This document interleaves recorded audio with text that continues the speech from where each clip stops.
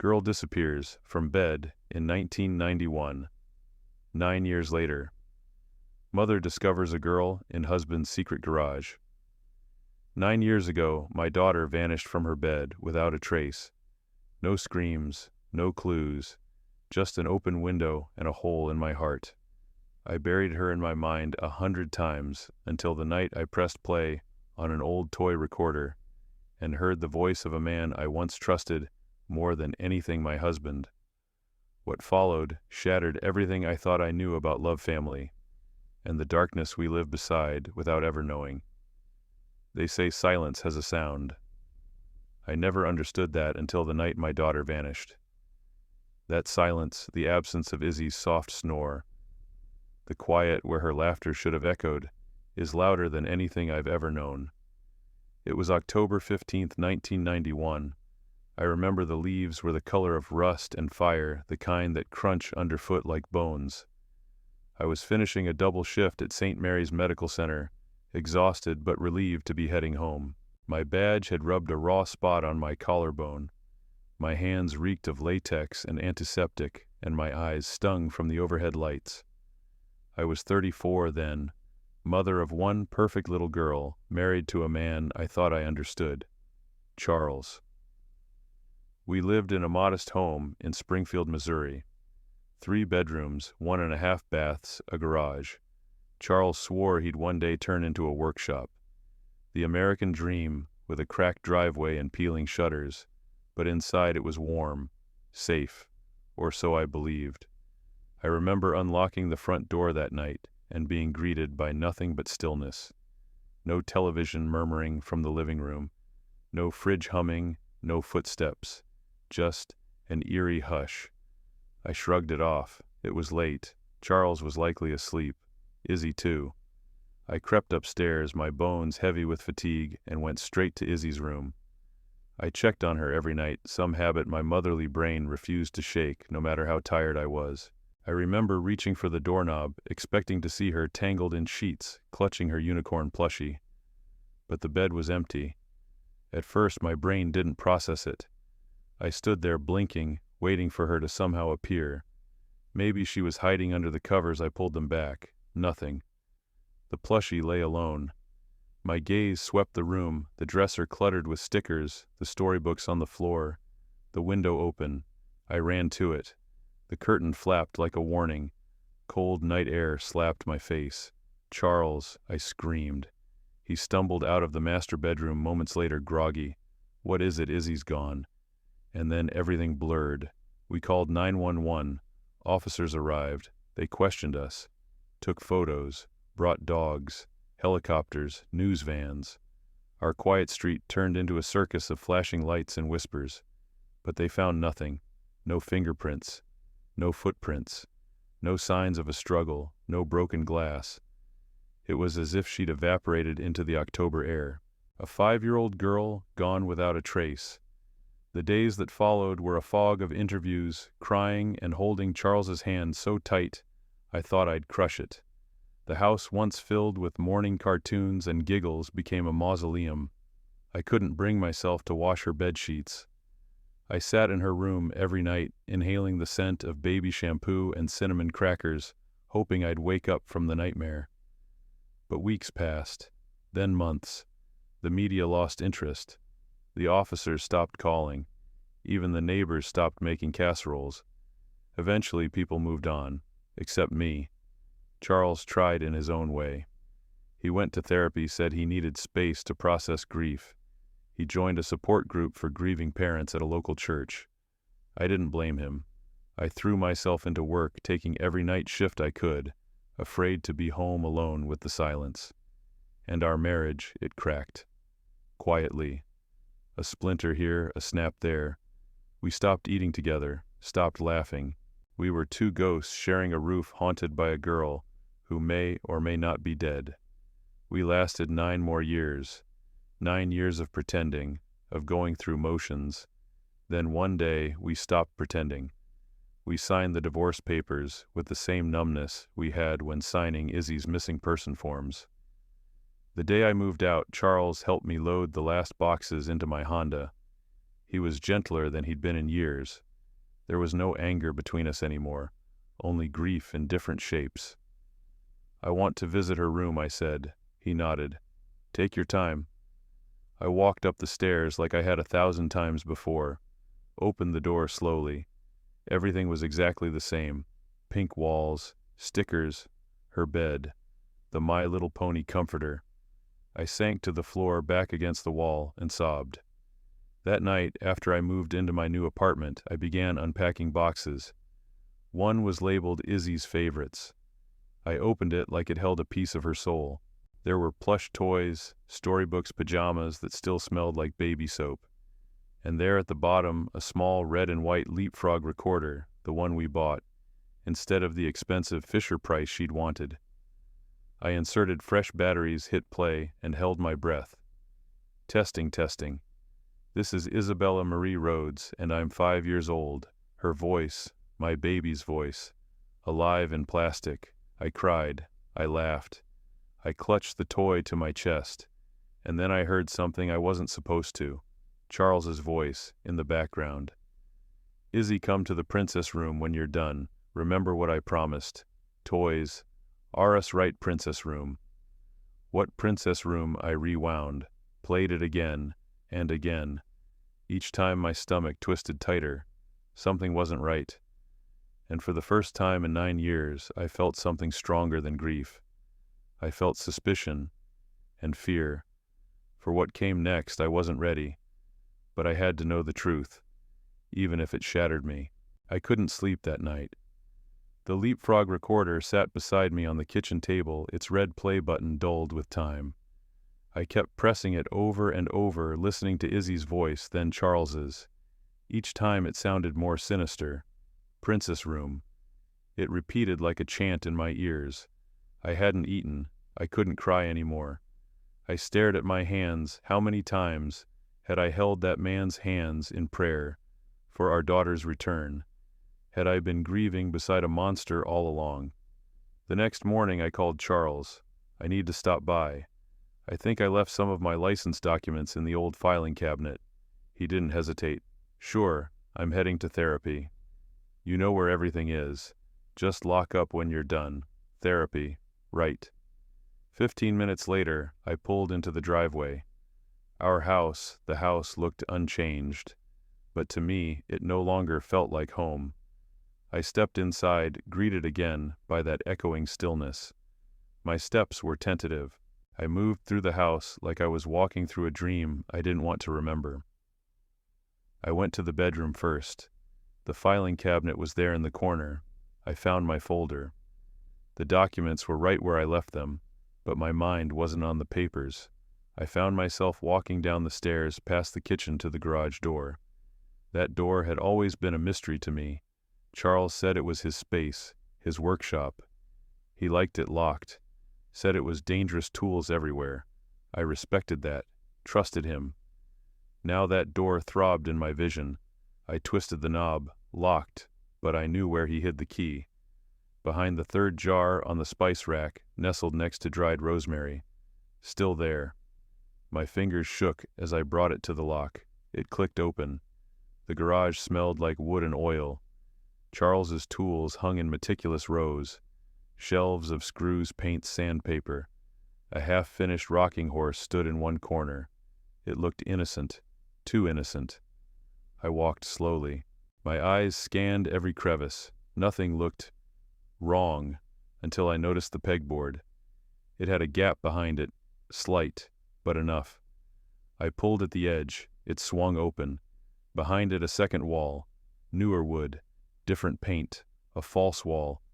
My heart pounded. I searched along the seam, a latch, a lock, another keyhole. I turned to leave to think, call the police. Then the garage door opened, and Matthew Tenko was standing there. He didn't knock. He didn't speak. He just stood there like he'd been watching, like he knew I'd be here.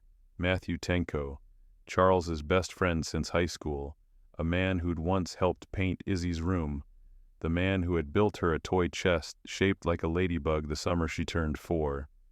And now he was standing in the garage doorway with his shirt soaked in sweat, his pupils wide and unfocused. I froze. the key still clutched in my hand. The false wall just inches from being breached. "Elaine," he said too softly. I stepped back. "Matthew, what are you doing here?" He walked inside slowly. No explanation, no smile, just an unnatural stillness that made my stomach churn. "I didn't know you'd be here," he said, his voice coated in something thick, liquor maybe, or fear. "I came for documents. Charles said he's supposed to be at therapy." Matthew blinked slowly. "Yeah, therapy." Something about the way he said it made my skin crawl. "Are you okay?" I asked cautiously, inching closer to the garage door. He didn't answer, just looked past me at the pegboard, at the hidden wall. I turned fully toward it, tried to seem casual. "Charles built a lot back here, huh?" Matthew smiled, crooked and unsettling. "You have no idea." Then he lunged. His hands caught my wrist, the one holding the key. I gasped, tried to pull back, but he was strong, too strong. "Let go," I shouted, struggling, kicking at his shins. He shoved me. I stumbled backward, crashing into the shelf of paint cans. One fell, bursting open and splattering white across the floor. Matthew yanked the pegboard wider and began tearing at the second wall. "Where is it?" he muttered. "Where did you hide them?" I scrambled to my feet, heart thundering. "What are you talking about?" He didn't answer. He found the latch. Yanked. The wall creaked open, and behind it darkness. A hallway narrow and lined with soundproofing foam. Twinkling pink fairy lights wound along the ceiling unplugged. Matthew grabbed a flashlight off the workbench and stepped inside. I followed. My body moved before my brain gave permission. My hands shook. My vision blurred. The hallway ended at a pink-painted door. Stickers, princesses, hearts, crowns. The doorknob had a child's plastic safety cover. He tried the handle. Locked. He slammed his fist against it. "Open the damn door." Nothing. He began kicking it, over and over. Foam flakes fell from the ceiling. The lights flickered. I backed away, heart racing. Then I heard her. A voice. Small. Terrified. "Daddy." My knees buckled. I grabbed the wall to steady myself. "Daddy's not here, sweetheart," I called out. "My name is Elaine." Matthew turned and hissed at me. "Shut up." But I didn't. I couldn't. "Izzy, baby, is that you?" "Who are you?" she asked, her voice shaking. Dad said, "You were dead." "No, sweetheart, I'm alive. I've been looking for you for 9 years. Matthew growled, turned back to the door, and started slamming his shoulder into it. The frame cracked. I needed help. I needed to run. I turned, stumbled down the hallway, back into the garage, out into the house. The phone. I grabbed the receiver, dialed 911. My daughter. "I found my daughter. She's alive. There's a man, he's breaking in. 4728 Elm Street, please."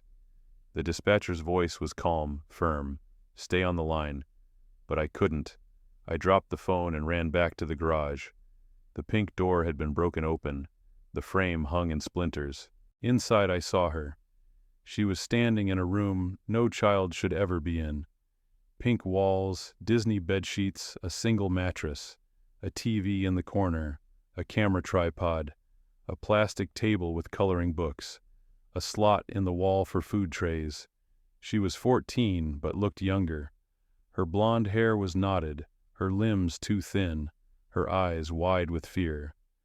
Matthew was inside, rifling through boxes under the bed. VHS tapes, stacks of them. Princess Room, Volume 82, Red 1. I stepped into the doorway. Step away from her. Matthew looked up, snarled. "She's mine," he lunged. Again. This time I was ready. I grabbed the lamp from the dresser, swung it with all my strength. It connected with his head. He collapsed. I didn't wait. I ran to Izzy. She screamed, tried to back away. "Don't touch me." "You're not real. I'm your mother," I whispered, kneeling before her. "I swear. I have proof." I grabbed a pen from the table, drew a butterfly on my palm. "Remember this, the happy butterfly." She froze, blinked. Her lips trembled. "You used to draw it on my hand when I was scared." "Yes. Every night. Every single night." She stared, then threw her arms around me. I held her, tighter than I'd ever held anything in my life. Police sirens wailed outside.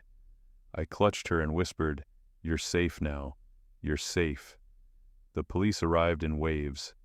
First, 2 uniformed officers' guns drawn, yelling for anyone inside to come out with their hands up.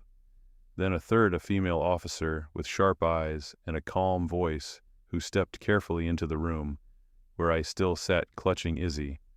I told them everything. Matthew was unconscious but breathing. They cuffed him, immediately radioed for backup.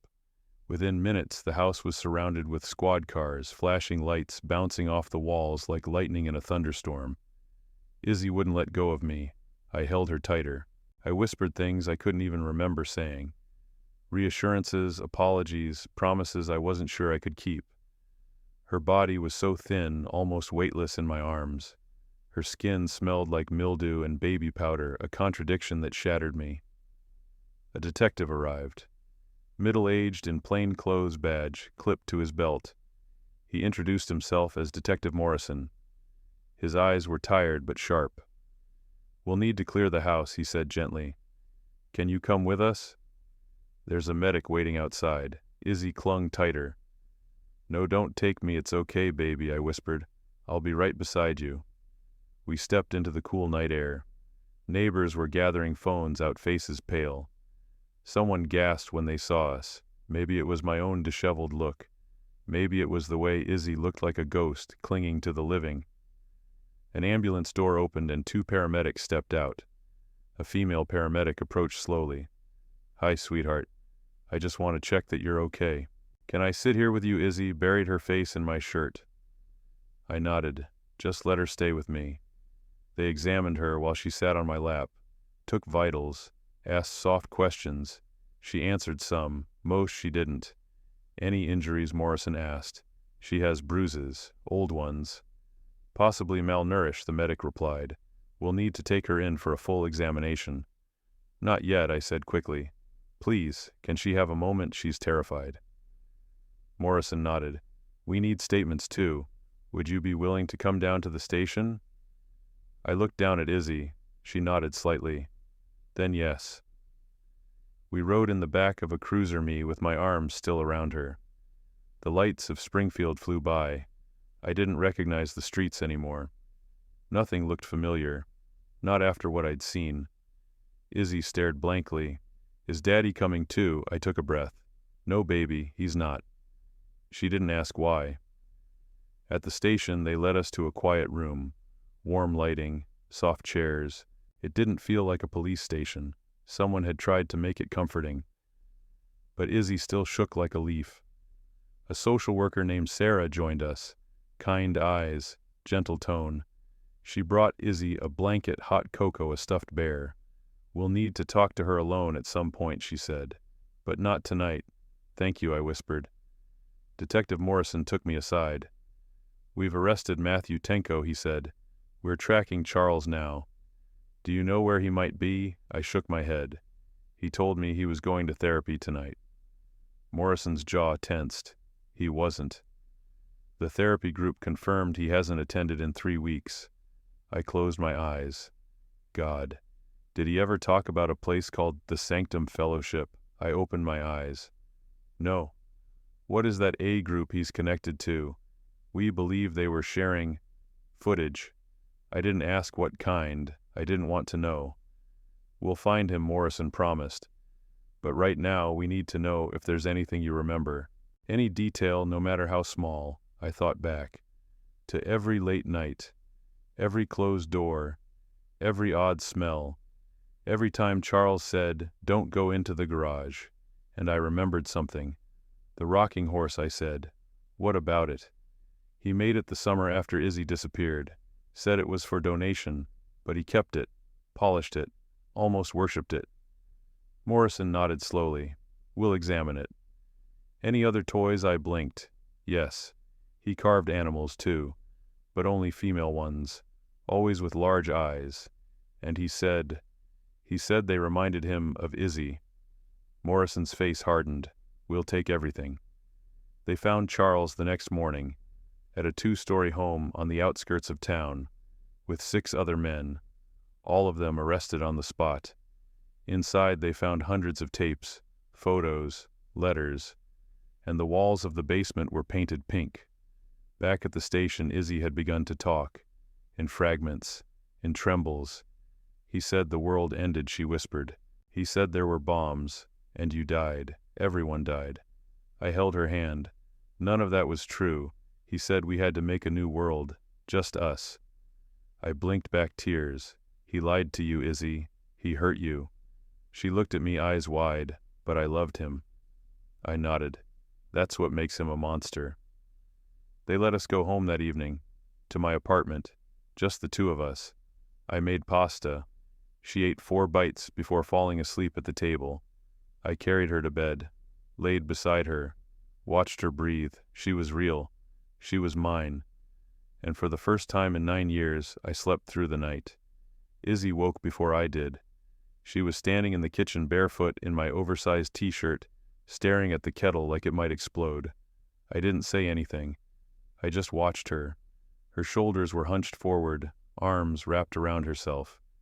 When I cleared my throat, she jumped. It's just me, sweetheart. She blinked, nodded, then whispered, I didn't know where the spoons were. Her voice cracked like old porcelain. I crossed the room and wrapped her in my arms. I'll show you, I said. We sat in silence, drinking lukewarm tea. Her hands trembled. She didn't meet my eyes.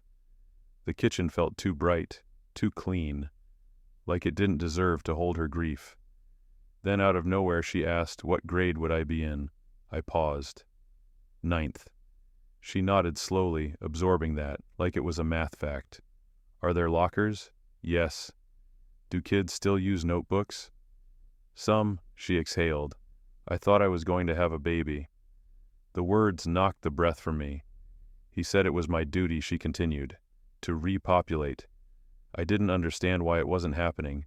He told me I was broken. I reached across the table, took her hand. You weren't broken. You were a child. She nodded but didn't look convinced. That day, a pediatric trauma specialist came by the apartment. A woman named Dr. Brenner.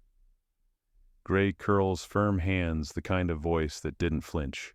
I'm going to speak with Izzy, she said, alone. Just for a little while. Izzy agreed, but only after I promised to stay in the next room. They talked for nearly 2 hours. When Dr. Brenner emerged, she sat down across from me. She's dissociating. It's a protective response, but she's articulate, highly intelligent. And she doesn't trust silence. I frowned. What do you mean she fills silence with explanations? That's common in children who've been gaslit. My hands clenched. How do I help her? You listen. You never tell her how she should feel, and you let her define normal again on her terms. I nodded. I could do that. I had to. Over the next week, the headlines exploded. Missing girl found after 9 years. Monster in Missouri suburb. Survivor speaks the princess room. My phone rang nonstop. Reporters, activists, even former neighbors who'd long since stopped sending casseroles. I ignored them all. Izzy began sleeping in my bed. She couldn't handle darkness, or quiet, or closed doors. I kept a nightlight on and let her press her feet against mine under the blanket. Sometimes she talked. Sometimes she cried. Sometimes she said nothing at all. One night I woke to find her whispering to the leapfrog recorder. What are you saying? I asked gently. She looked up. I'm telling myself stories, like I used to. That recorder had become her safety net, her proof of self. She carried it everywhere. A week after the rescue, Morrison called. We've finished processing the house. There's something you should see. I hesitated. Is it safe for Izzy? It's not about her. It's about him. He met me outside the evidence facility, led me through a steel door, inside rows of boxes, labeled meticulously.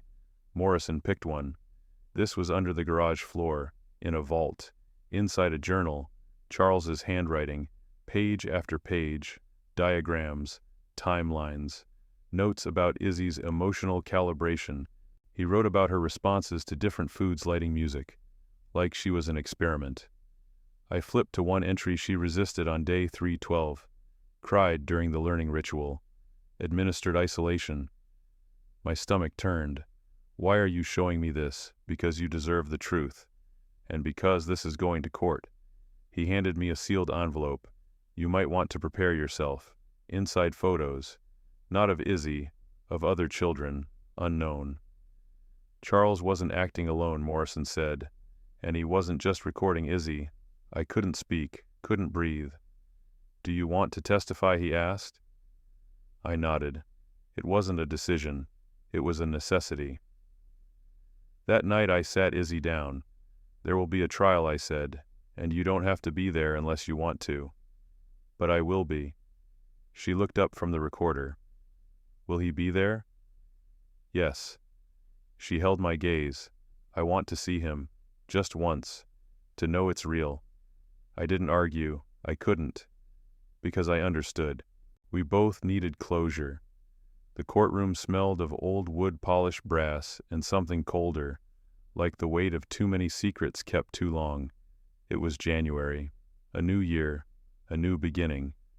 But for Izzy and me, it felt like the final chapter of a book we never asked to be written. We sat near the front behind the prosecution's table. Sarah, our social worker, sat on Izzy's other side. She held her hand while I held her gaze. Charles was brought in wearing an orange jumpsuit, chains at his wrists and ankles. His beard was thicker than I remembered, streaked with gray. His eyes scanned the room and settled on Izzy. She didn't flinch, didn't blink. I could feel her entire body tense beside me. When the judge entered, everyone rose. When we sat again, I reached for her hand. It was ice. The trial began with opening statements. The DA laid out the facts like stones across a riverbed, cold, hard, indisputable. Then came the evidence. The tapes, the journals, the blueprints of the hidden room. Each item was shown on screen, redacted, sanitized, but still damning. I didn't look at Charles. I didn't need to. His silence screamed enough. On the third day, it was my turn to testify. I stood, swore in, and walked to the stand. The microphone picked up my heartbeat, I was sure of it.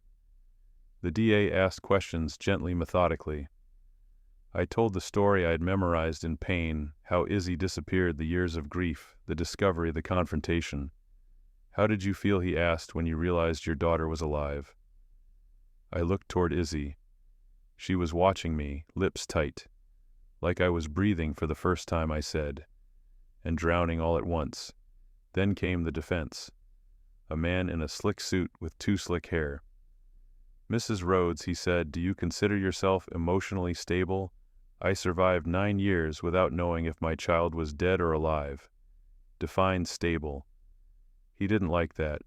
He tried to paint me as hysterical, as inattentive. He referenced my night shifts, my absence, the divorce. Did you ever question your husband's behavior before the incident? No. Because I trusted him, like any wife would. He turned. So you ignored the signs. I leaned forward. No, he hid them, like a coward, like a predator. The judge called for order. The defense sat down, flustered. I stepped down from the stand, knees shaking. Izzy stood as I returned. She didn't say anything, just wrapped her arms around me and held on. The trial lasted 3 weeks. Other parents testified. A few children older now, victims of Charles's network. Matthew Tenko turned state's witness, told them everything, names, locations, distribution methods. It was bigger than we knew. The media had a field day. We stopped watching the news. Izzy began drawing again. She made pictures of trees, cats, a red bicycle. I want to learn how to ride one, she said. When it's warm. I'll teach you, I promised. On the final day of court, the judge allowed Izzy to speak if she wanted to. She walked slowly to the front, stood behind the podium, cleared her throat. My name is Isabella Rhodes, she said. I was 5 when my dad took me. I'm 14 now. He told me the world ended, that my mom was dead, that I was the only girl left, and that what he was doing was good. She looked at Charles. "You lied," she said, "and I hate you, but I don't hate myself anymore."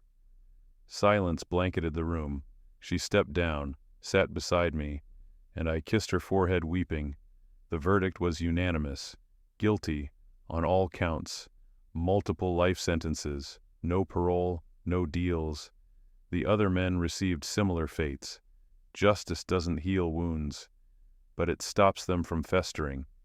We moved in spring. New town, new names. A modest house near a school that understood trauma. Izzy started 9th grade in September, made one friend, then two. I went back to nursing, part-time, enough to help, not enough to disappear. We planted a tree in the backyard, a cherry blossom. "It's for the years I missed," Izzy said. "One branch for each," I nodded. "And one for the years to come," I added. Sometimes she still wakes up screaming. Sometimes she talks to her recorder, but more and more she laughs, at squirrels, at movies, at me. She'll never be the same, but she'll be whole again, in her own way, and I'll be there, for every step, because love is not just protection, it's persistence. And after 9 years in darkness, we are learning how to live in the light, together.